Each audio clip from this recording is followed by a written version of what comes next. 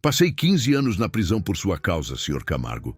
E agora, o senhor está me implorando para salvar a vida de sua filha. Essas palavras ecoariam na mente de Fernando Camargo pelo resto de sua existência. Mas para entender como um CEO milionário terminou de joelhos diante de um ex-detento que trabalhava como zelador, precisamos voltar 72 horas no tempo. Sua filha tem aproximadamente 4 horas de vida.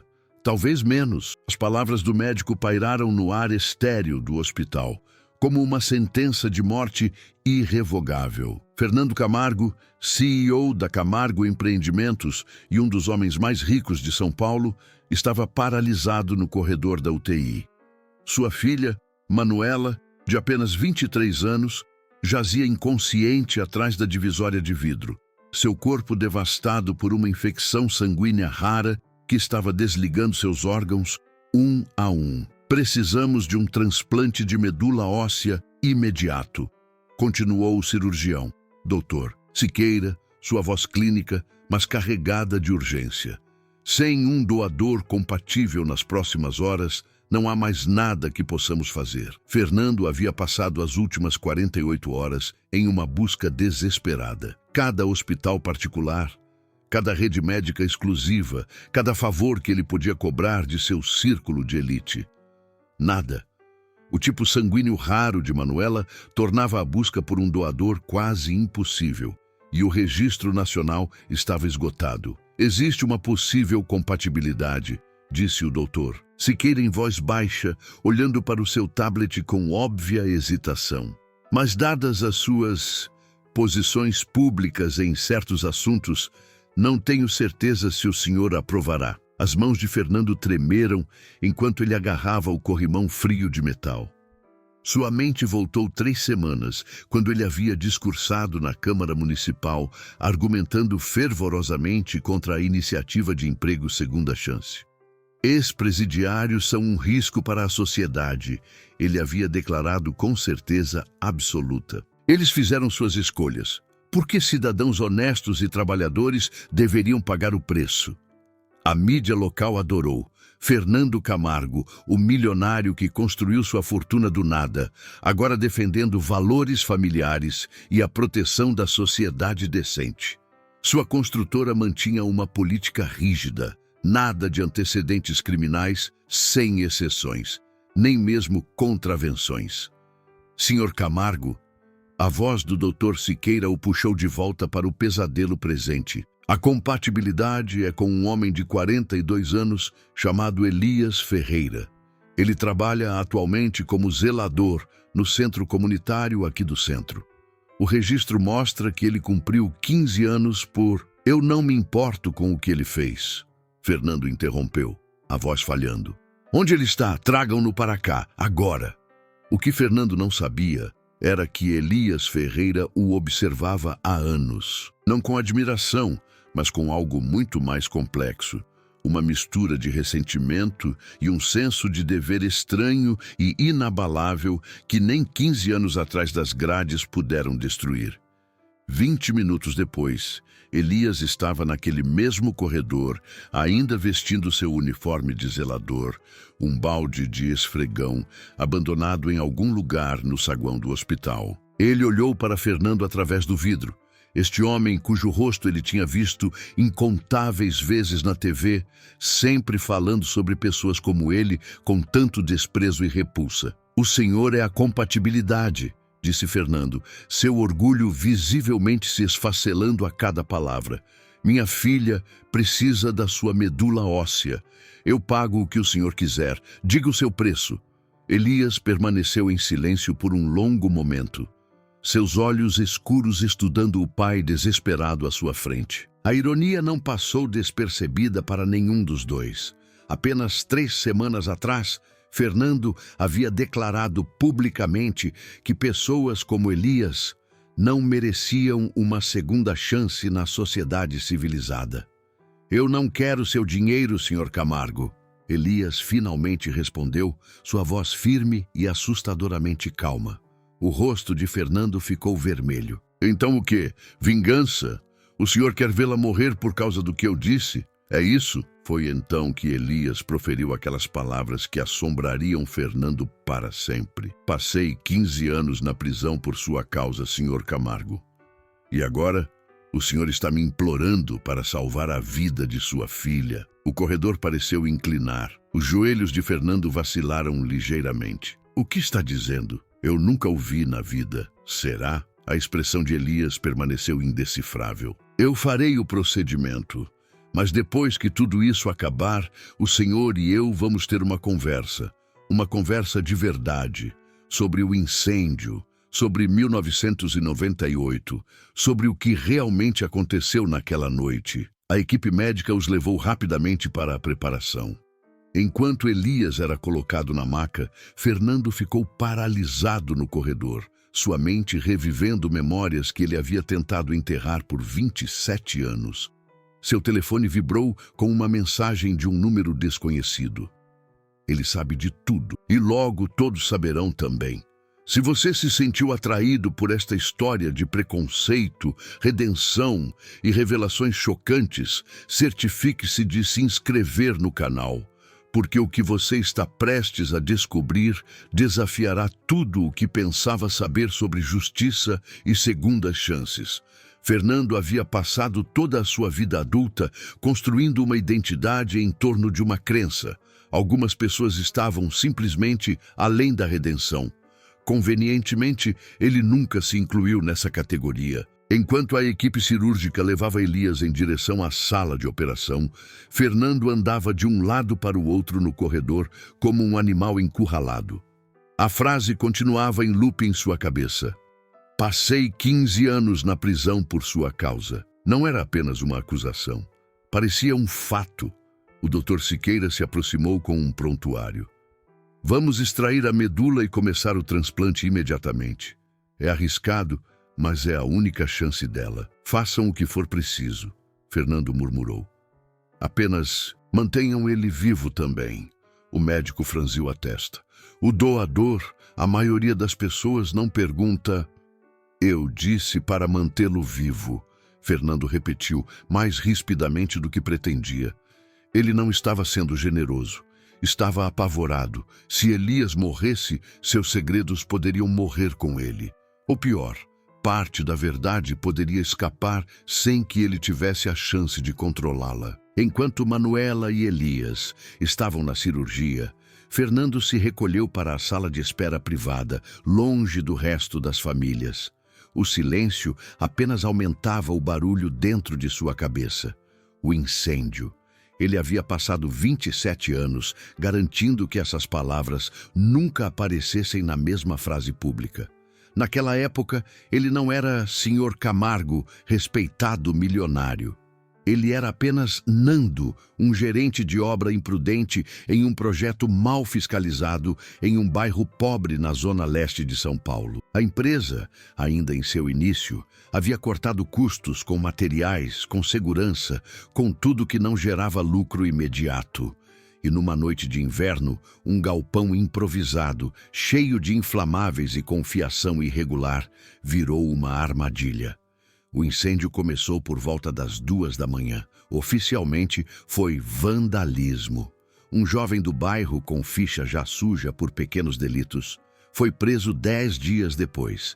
Elias Ferreira, 19 anos. Testemunhas disseram que o viram perto do local. Um isqueiro foi encontrado na casa dele. O laudo técnico apontou fogo criminoso, caso encerrado. A única coisa que nunca entrou no processo foi a ordem verbal de Fernando, dada semanas antes. Deixa essa gambiarra aí. Refazer tudo custa demais. Ninguém entra nesse galpão mesmo. Ele sempre se convenceu de que não tinha culpa. A seguradora pagou. A empresa sobreviveu.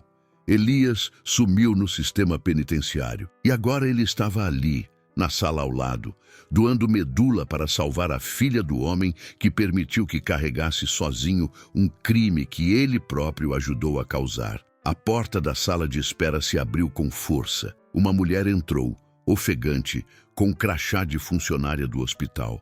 Cabelos presos, olheiras profundas, uniforme simples. Onde ele está? Ela perguntou à atendente na recepção. onde está Elias Ferreira? Fernando se levantou. A senhora o conhece? Ela olhou para ele com desprezo imediato. Sou a irmã dele. Clara, o senhor é o milionário que de repente descobriu que precisa de um ex-presidiário para manter a filha viva? Ele engoliu em seco. Minha filha é a paciente. Ele se voluntariou. Claro que sim, Clara respondeu, cruzando os braços. É o que ele faz. Dá mais do que jamais recebeu, mesmo para pessoas que destruíram a vida dele. Fernando tentou manter a voz firme. Destruíram a vida dele? Seu irmão incendiou uma obra? Pessoas poderiam ter morrido? Poderiam ter, ela repetiu devagar. Escolha interessante de palavras, Sr. Camargo. É engraçado como o senhor se preocupa mais com o que poderia ter acontecido do que com o que realmente aconteceu. Com licença? Clara deu um passo na direção dele. Me diga uma coisa. Em 1998, quem atestou que aquela obra era segura? Quem ignorou o relatório do eletricista sobre a sobrecarga dos circuitos? Quem ameaçou os trabalhadores que queriam registrar uma reclamação sobre as condições? Algo frio apertou o peito de Fernando. A senhora não tem ideia do que está falando. A investigação foi clara. Seu irmão foi um bode expiatório. Ela cortou sem hesitar. De uma empresa que precisava de um culpado. De um homem que aprendeu cedo que jovens pobres são mais baratos de sacrificar do que consertar problemas de verdade. Ele tentou rir, mas saiu como um soluço seco. Isso é um absurdo. Se isso fosse verdade, por que ele não disse nada no tribunal? Por que não me acusou? Clara o encarou como se ele fosse estúpido, porque nós não sabíamos. Só tivemos acesso aos relatórios de inspeção anos depois, quando um estudante de direito decidiu usar o caso de Elias para um projeto sobre condenações injustas. O primeiro nó apertou. Estudante de direito? Fernando repetiu. Sim, Clara disse. Um rapaz que não conseguia acreditar na velocidade com que colocaram toda a culpa no meu irmão enquanto sua empresa saiu ilesa. Como se fiação defeituosa simplesmente aparecesse do nada. Uma memória atingiu-o como um soco. Um estagiário insistente, anos atrás, pedindo uma assinatura para liberar alguns documentos antigos para uma pesquisa acadêmica. Fernando mal olhou para eles. Assinou sem ler. Ele tinha pessoas para isso. Ou gostava de pensar que tinha. Ele lhe disse, Clara continuou, que Elias se recusou a entrar com recurso. Disse que era inútil. Disse que homens como o senhor sempre vencem. Fernando sentiu algo estranho. Não exatamente culpa, mas uma falha no escudo de certezas que sempre o protegera. Se ele acreditava nisso, por que me ajudar agora? Por que ajudar minha filha? Clara respirou fundo. A raiva dando lugar a uma tristeza cansada, porque Manuela não é o Senhor, e porque Elias decidiu há muito tempo que não ia deixar que o Senhor fez o transformasse no monstro que todos diziam que ele era. Antes que Fernando pudesse responder, o cirurgião reapareceu no corredor.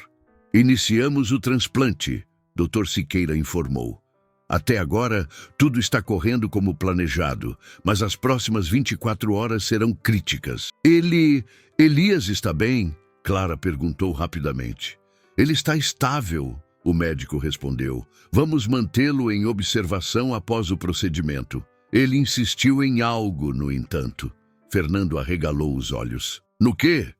Que quando sua filha acordar, o médico disse, olhando diretamente para Fernando, o senhor conte a ela exatamente quem salvou a vida dela e por quê. O segundo nó se formou, desta vez em torno de Manuela.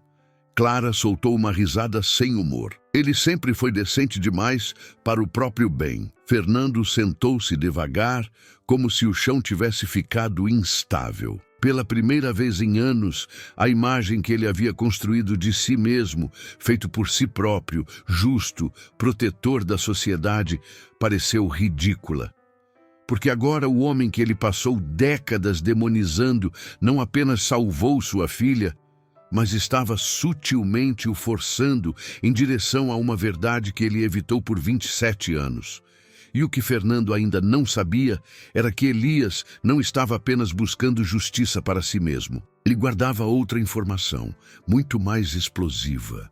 Uma que não só poderia destruir a carreira de Fernando, mas também virar Manuela contra o próprio pai. Se você ainda está aqui e esta história está despertando algo em você, raiva, curiosidade ou talvez um senso de justiça incômoda, fique ligado, porque o que Elias está prestes a revelar virará esta história de cabeça para baixo. O transplante durou 6 horas. Quando Elias finalmente acordou na sala de recuperação, encontrou Clara sentada ao lado de sua cama, a mão dela apertada firmemente na dele. "Você é um idiota", ela sussurrou, lágrimas escorrendo pelo rosto. "Um idiota lindo e estúpido." Elias conseguiu esboçar um sorriso fraco. "Amo você também, irmã." "Ele não merece isso", Clara disse amargamente.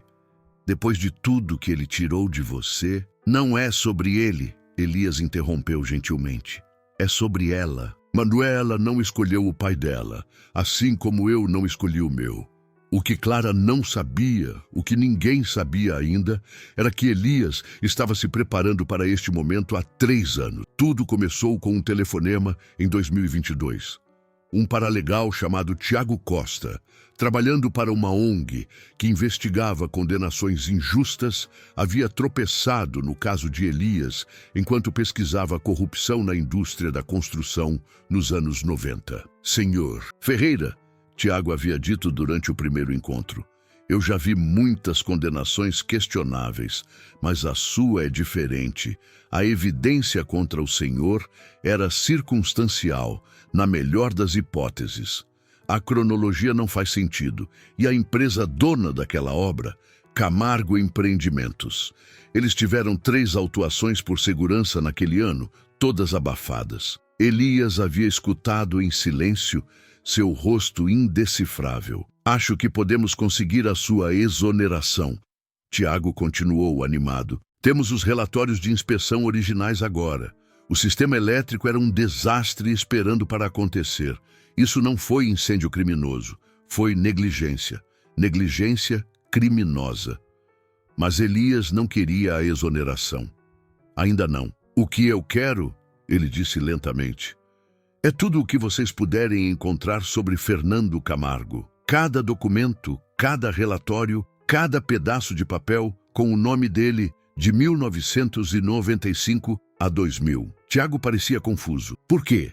Se nos concentrarmos na evidência técnica..." "Porque eu preciso entender com quem estou lidando", Elias explicou. "Eu preciso saber se ele sabia. Se ele é apenas um covarde que deixou um garoto inocente pagar o pato, ou se ele participou ativamente em me colocar lá." Nos 3 anos seguintes, Tiago e sua equipe montaram um dossiê tão abrangente que faria qualquer promotor salivar. E-mails discutindo cortes de custos. Memorandos internos reconhecendo violações de segurança. Uma conversa gravada entre Fernando e o investigador de seguros, mencionando casualmente o quão conveniente foi encontrar um suspeito tão rapidamente. Mas a prova cabal veio de uma fonte inesperada. A ex-assistente de Fernando, Teresa Mendes, agora aposentada e morando no interior do Paraná. Ela havia guardado um diário. Por 30 anos. "Eu sabia que era errado", ela disse a Tiago durante uma videochamada, suas mãos envelhecidas tremendo. "Quando trouxeram o isqueiro daquele garoto como prova, eu sabia que não era o bastante. Mas o senhor Camargo me disse para digitar uma declaração dizendo que a obra tinha sido inspecionada corretamente. Disse que era só papelada. Eu tinha 24 anos. Eu precisava do emprego. A declaração era perjúrio. E Teresa havia guardado o rascunho original, o honesto, trancado em um cofre por 3 décadas, esperando que alguém fizesse as perguntas certas. Elias tinha tudo isso. Cada página, cada gravação, cada depoimento de testemunha. Ele poderia ter tornado isso público anos atrás. Poderia ter destruído Fernando Camargo com uma única coletiva de imprensa. Mas ele esperou, porque Elias entendia algo sobre justiça que a maioria das pessoas não entende. O timing é importante, o contexto importa. E às vezes, o momento mais poderoso para revelar a verdade é quando seu inimigo está mais vulnerável.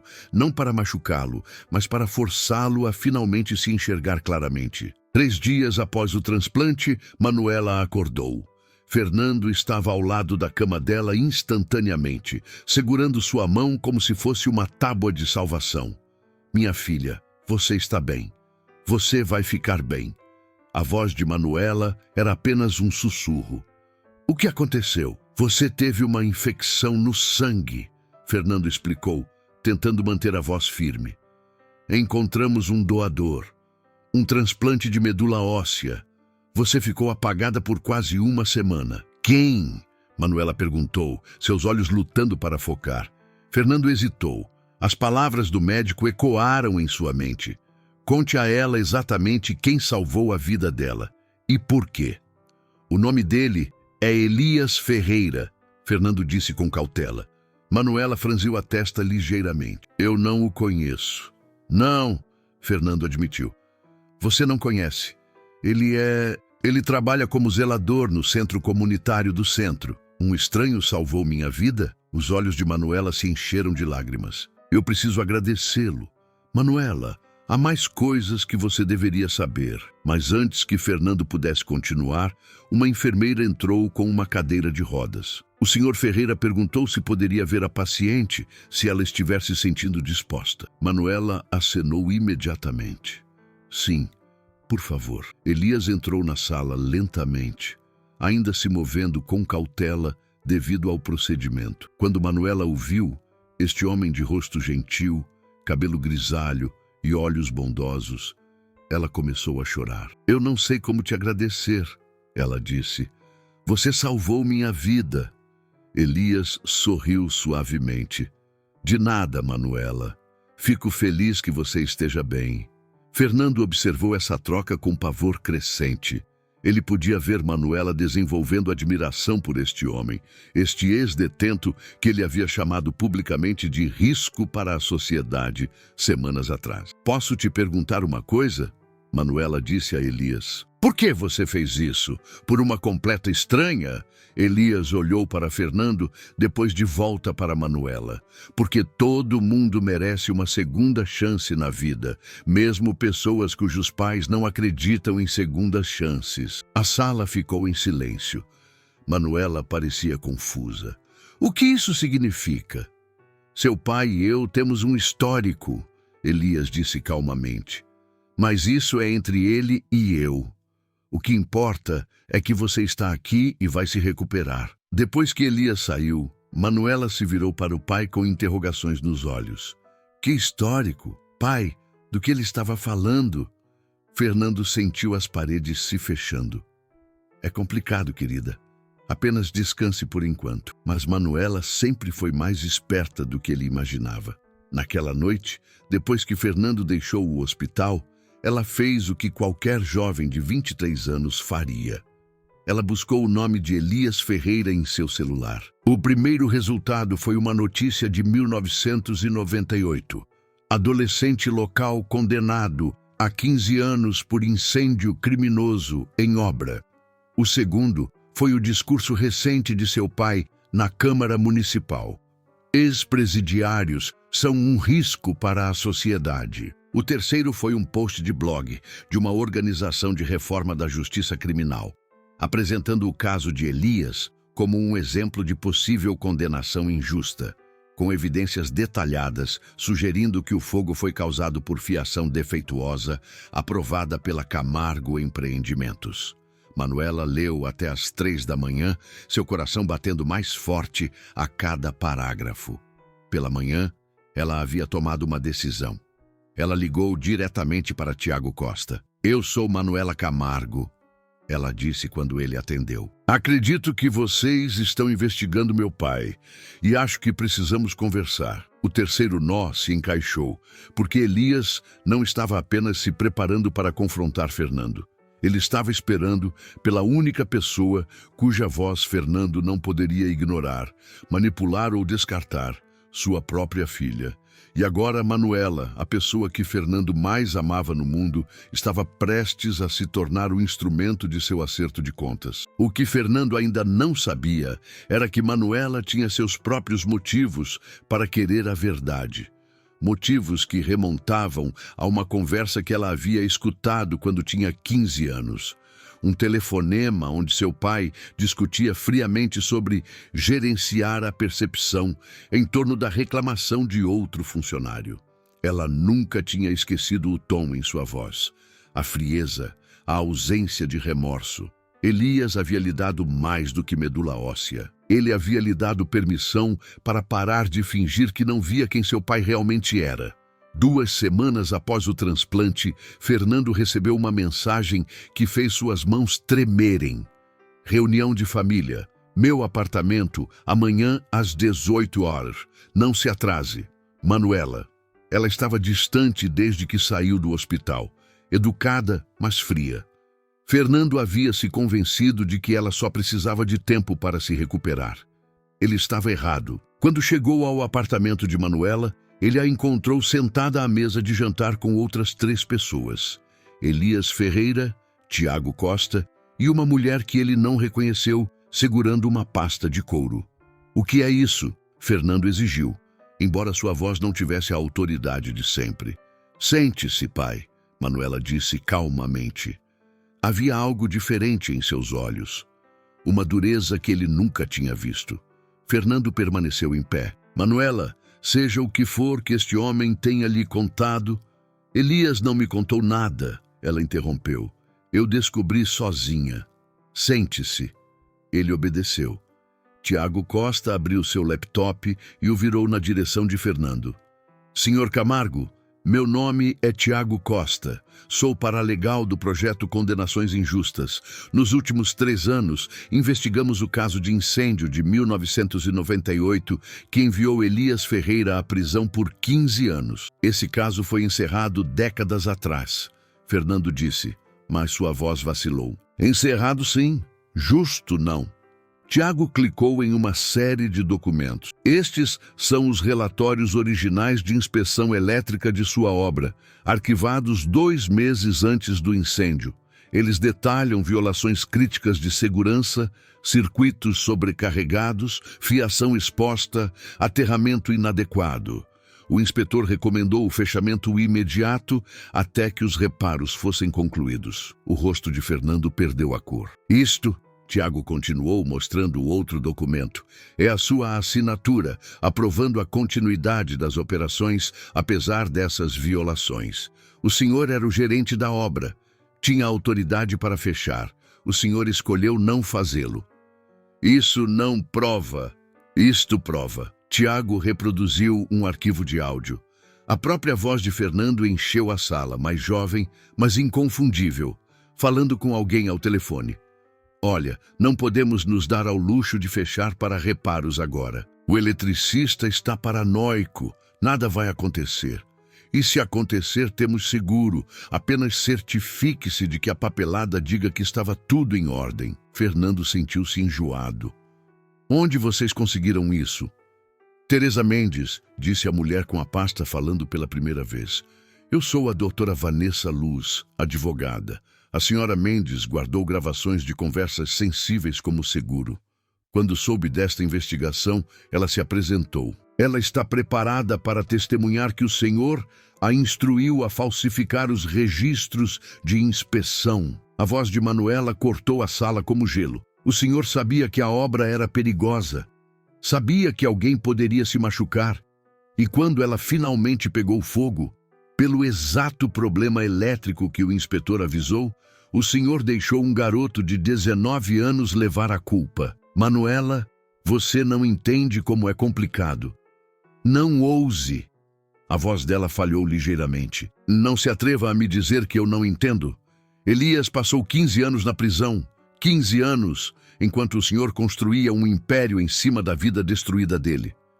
Elias finalmente falou, sua voz calma e medida. "O incêndio começou às 2h47 da manhã, de acordo com os registros dos bombeiros. Eu fui registrado em filmagens de segurança em um posto de gasolina a 12 quilômetros de distância às 2h51 da manhã, comprando cigarro. A cronologia nunca fez sentido, mas ninguém olhou de perto porque eu era um alvo fácil. O isqueiro que encontraram no seu apartamento, Tiago acrescentou, era de uma marca comum vendida em milhares de lojas. Nenhuma evidência forense o ligava à cena do incêndio, mas quando seu defensor público apontou isso, a narrativa já estava estabelecida. Jovem pobre de um bairro perigoso. O júri mal deliberou. Fernando olhou para a filha desesperadamente. Eu não sabia que iriam prendê-lo. Eu não sabia. Sim, o senhor sabia, Manuela disse friamente. Ela pegou o celular e reproduziu outra gravação, esta recente. A voz de Fernando de 3 semanas atrás, na reunião da Câmara Municipal. Ex-presidiários são um risco para a sociedade. Eles fizeram suas escolhas. Por que cidadãos honestos e trabalhadores deveriam pagar o preço? O senhor o tem punido por 27 anos, disse Manuela. Primeiro, deixando-o ir para a prisão pelo seu crime. Depois, construindo uma carreira demonizando pessoas como ele. O senhor o transformou em seu vilão para poder bancar o herói. O quarto e último nó fechou, porque isso não era apenas sobre a exoneração de Elias.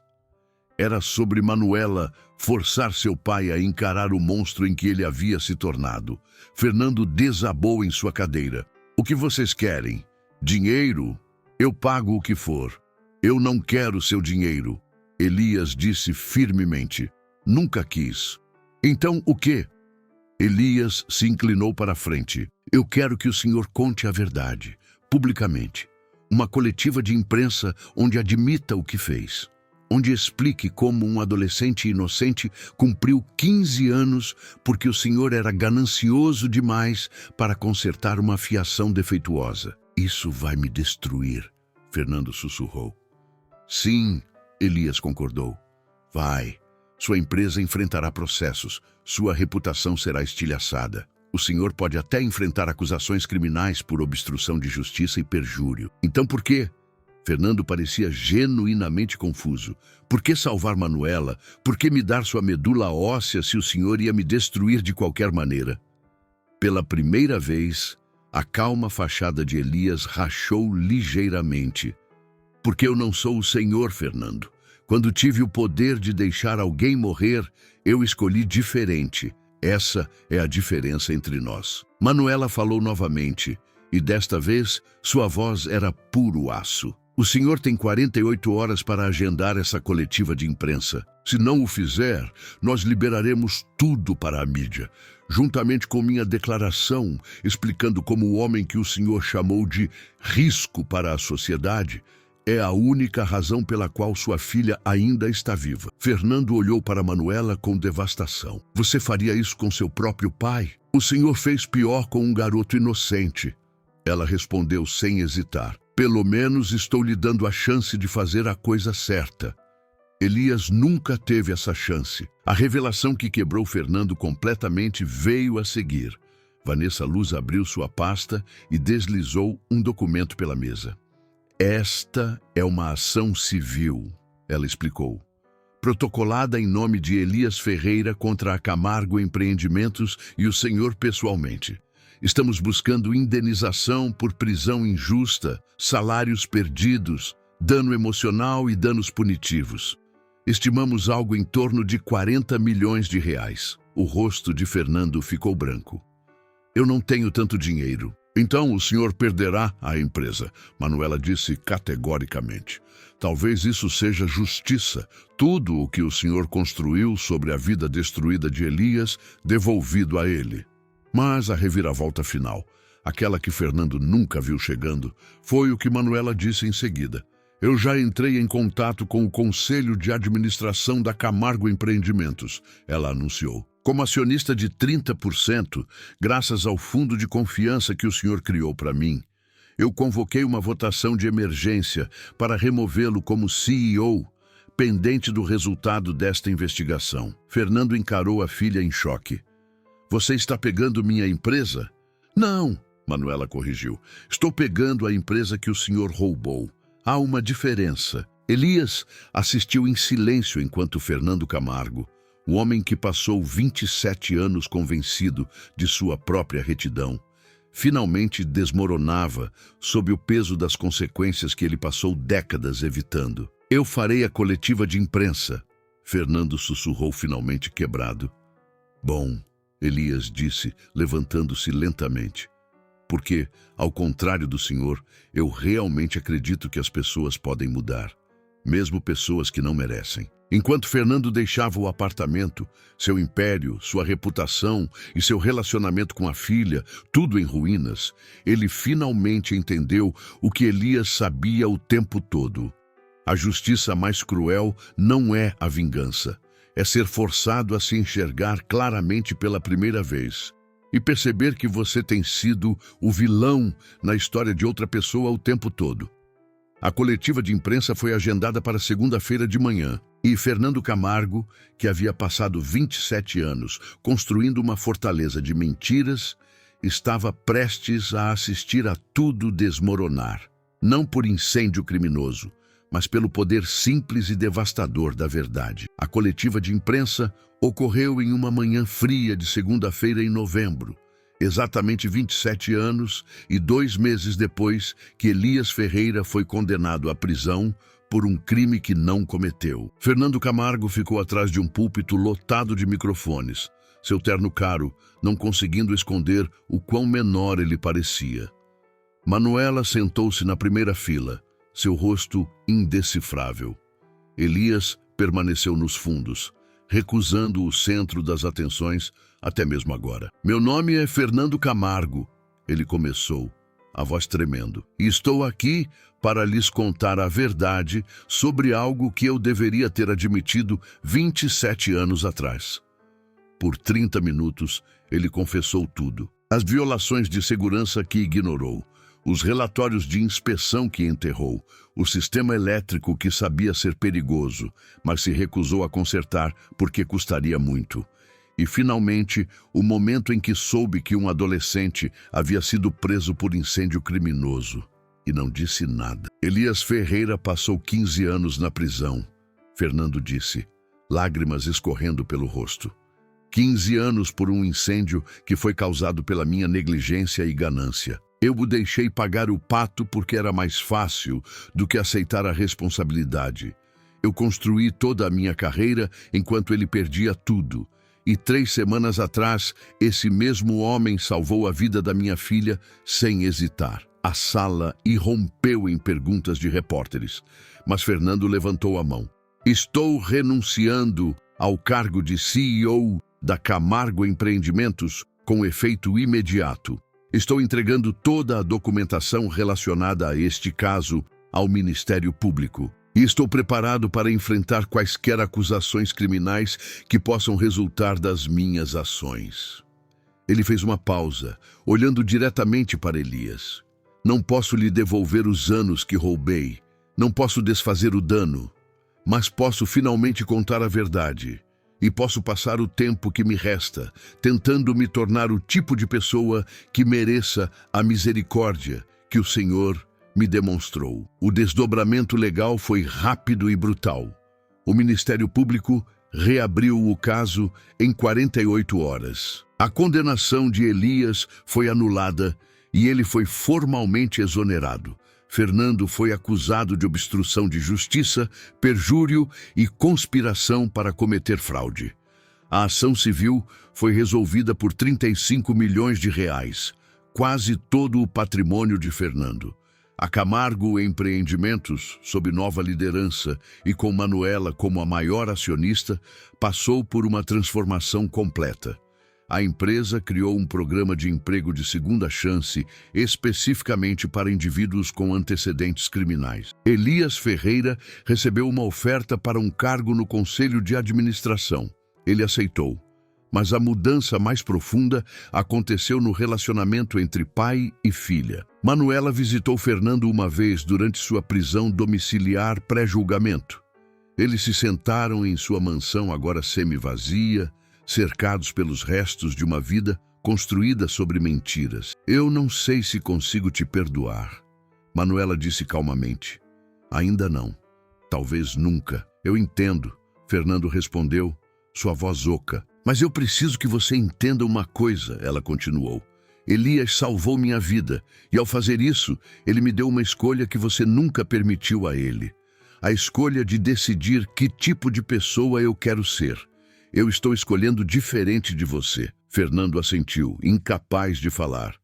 A empresa vai sobreviver, Manuela disse. Sob minha liderança, ela fará as coisas certas. Vamos tratar os trabalhadores com dignidade.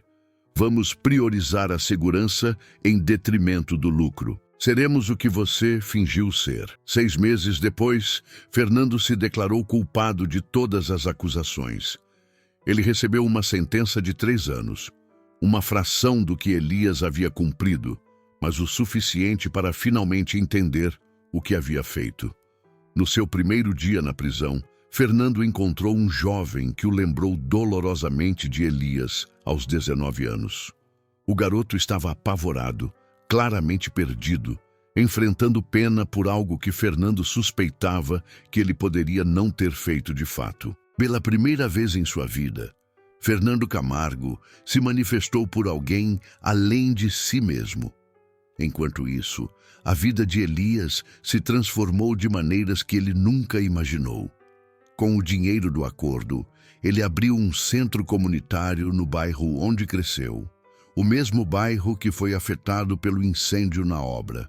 O centro oferecia treinamento profissional, assistência jurídica e aconselhamento para pessoas com antecedentes criminais tentando reconstruir suas vidas. Ele o chamou de Centro Comunitário Segunda Chance. Manuela se tornou uma das maiores doadoras e voluntárias mais ativas do centro. Ela e Elias desenvolveram uma amizade construída em respeito mútuo e propósito compartilhado. Certa noite, enquanto revisavam as inscrições para o novo programa de bolsas de estudo do centro, Manuela fez a pergunta que a assombrava. Por que você fez isso? De verdade, você poderia ter me deixado morrer. Você poderia ter tido sua vingança e ninguém o culparia. Elias ficou em silêncio por um longo momento. Porque vingança não é justiça, Manuela. Justiça é criar um mundo onde o que aconteceu comigo não possa acontecer com outra pessoa. Seu pai tirou 15 anos de mim. Se eu tivesse deixado você morrer, eu teria me tornado exatamente o que ele disse que eu era. Alguém que só sabe destruir, mas você perdeu tanto. Manuela insistiu. Seus 20 e poucos anos, seus 30. Relacionamentos, oportunidades, uma vida normal. Sim, eu perdi, Elias concordou. Mas eu aprendi algo nesses anos que seu pai passou a vida toda evitando. Eu aprendi que quem você é não é determinado pelo que acontece com você. É determinado pelo que você escolhe fazer com isso. Ele sorriu gentilmente. Seu pai me transformou em bode expiatório, mas eu me recusei a deixar que isso me amargurasse. E quando chegou o momento de escolher entre a vingança e a compaixão, eu escolhi a pessoa que eu queria ser, não a pessoa que ele disse que eu era. 3 anos depois, Fernando foi libertado da prisão. Ele tinha 62 anos, estava arruinado financeiramente e publicamente desgraçado. Seus antigos amigos o evitavam. Suas conexões de negócios haviam evaporado. Ele não tinha nada, exceto a pequena herança que conseguiu guardar para Manuela, que ela se recusou a tocar. No dia em que saiu da prisão, Elias estava esperando por ele. "O que você está fazendo aqui?" Fernando perguntou, genuinamente confuso. "Oferecendo o que você nunca me ofereceu", Elias respondeu. "Uma segunda chance." Ele entregou a Fernando um envelope. Dentro havia uma ficha de inscrição para o Centro Comunitário Segunda Chance. "É só trabalho de manutenção", Elias explicou. "Salário mínimo, mas é honesto. E se você estiver falando sério sobre se tornar uma pessoa diferente, precisará começar por algum lugar." Fernando olhou para a inscrição, lágrimas nos olhos. "Por que você me ajudaria?" "Porque eu levei a sério o que disse", Elias respondeu. Eu acredito que as pessoas podem mudar. Mesmo pessoas que não merecem. Mesmo você. Fernando aceitou o emprego. Pela primeira vez em sua vida, ele trabalhou com as mãos ao lado de pessoas que a sociedade havia descartado. Ele aprendeu seus nomes, ouviu suas histórias, viu a si mesmo refletido nas lutas delas por redenção e segundas chances. E lentamente, dolorosamente, ele começou a entender o que Elias sabia o tempo todo, que a medida de uma pessoa não está em quão alto ela ascende, mas em como ela trata aqueles que têm o poder de esmagar. 5 anos após a coletiva de imprensa, o Centro Comunitário Segunda Chance realizou seu gala anual de arrecadação de fundos.